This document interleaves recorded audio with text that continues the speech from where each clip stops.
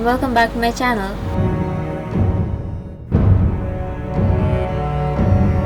So it's finally Halloween and I am so excited to be cosplaying as Regan from the Exorcist today. So today's video will be containing some small amount of SFX makeup, and if some of you are uncomfortable with blood and wounds and all, then I would recommend to skip this video.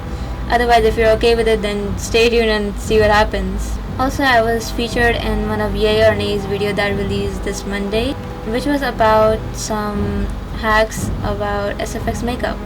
So I'll link that down below and be sure to go check that out as well. So without further ado, let's just get right into it and let's just get started. I'm really hyped about this.